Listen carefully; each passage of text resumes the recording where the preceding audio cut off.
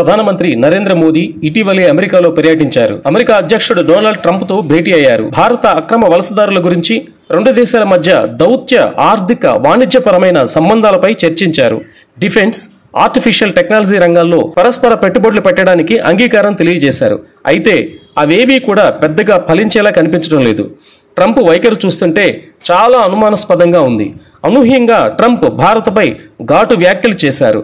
Trump బయటకు చెప్పేదొకటి, చేసేదొకటి అన్నట్టుగా వ్యవహరిస్తున్నారనేది ఈ వ్యాఖ్యలతో తేలిపోయింది. మరింత కటువుగా వ్యవహరించబోతున్నారనే సంకేతాలు ఇచ్చారు Trump. Voter turnout in India project కోసం ఉద్దేశించిన $21 మిలియన్ల చెల్లింపులను ట్రంప్ నిలిపివేయటాన్ని సమర్థించుకున్నారు. తాజాగా వైట్ హౌస్ లో ఏర్పాటు చేసిన విలేకరుల సమావేశంలో ట్రంప్ మాట్లాడారు.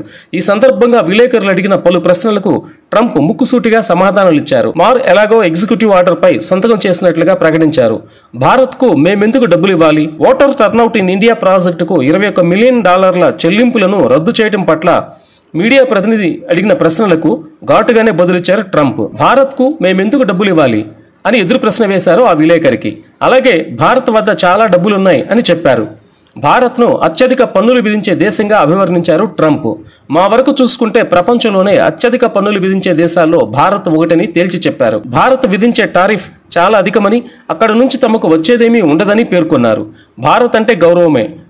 భారత్ అన్నా, ఆ దేశ ప్రధానమంత్రి నరేంద్ర మోదీ అన్నా తనకెంతో గౌరవమని డొనాల్డ్ ట్రంప్ ఓ ప్రశ్నకు బదులిచ్చారు. అంత మాత్రాన ఓటర్ టర్నౌట్ ఇన్ ఇండియా ప్రాజెక్టుకు $21 మిలియన్ల మొత్తాన్ని చెల్లించాలనడం సరికాదని ఆయన అభిప్రాయపడ్డారు.